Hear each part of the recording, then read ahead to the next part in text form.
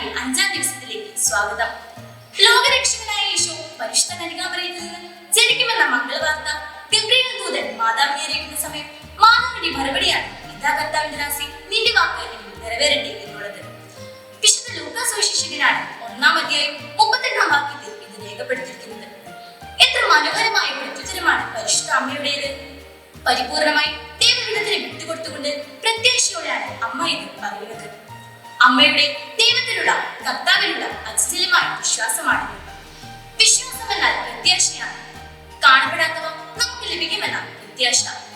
പരിശുദ്ധ ദൈവമാതാവിന്റെ വിശ്വാസമാണ് രക്ഷകനെ ഗർഭം ധരിച്ച് പ്രസവിക്കുവാനും യേശുവിന്റെ രക്ഷാകരകർമ്മത്തിന് പ്രഥമ സ്ഥാനത്ത് ഉണ്ടാകുവാനും കഴിഞ്ഞത്.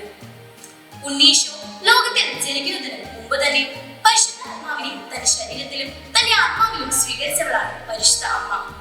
വിശുദ്ധ ജോവാക്കീമിന്റെയും അന്നപുണ്യവതിയുടെയും മകളായ പരിശുദ്ധ അമ്മ ജന്മപാപങ്ങളില്ലാതെ ജനിച്ചവളാണ്.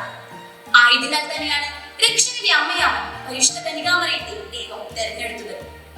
യേശുവിന്റെ കാലിത്തൊഴുത്തിലെ ജനനം മുതൽ കാൽവരി മലയിലെ കുരിശുമരണം വരെയുള്ള എല്ലാ പ്രതിസന്ധികളിലും നിശബ്ദമായി യേശുവിനോട് കൂടെ നിന്ന് സഹിച്ച പരിശുദ്ധ അമ്മ രക്ഷാകരകർമ്മത്തിന്റെ കാവലാണ്. നമ്മുടെ അനുദിന ജീവിതങ്ങളിൽ നാം ദൈവത്തോട് ചേർന്ന് നിന്ന് പരിശുദ്ധ അമ്മയോട് പ്രാർത്ഥിക്കുമ്പോൾ വലിയ അത്ഭുതങ്ങൾ സാധിക്കും. അതിൽ ഏറ്റവും വലിയ കാര്യം വിശുദ്ധിയിൽ ജീവിക്കുവാൻ പരിശുദ്ധ അമ്മ വഴി നമുക്ക് സാധിക്കും എന്നുള്ളതാണ്.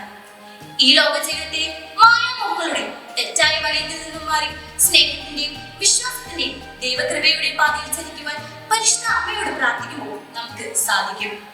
അതിന് ദൈവത്തിന്റെ സ്വരം ശ്രവിച്ച് കൃപ നിറഞ്ഞവരായി ജീവിച്ച് ഇതാ കർത്താവിന്റെ ദാസി അല്ലെങ്കിൽ ദാസൻ എന്ന് പ്രത്യുത്തരം നൽകാൻ ഏവർക്കും സാധിക്കട്ടെ എന്ന് ആശംസിച്ചുകൊണ്ട് നിർത്തുന്നു. നന്ദി, നമസ്കാരം.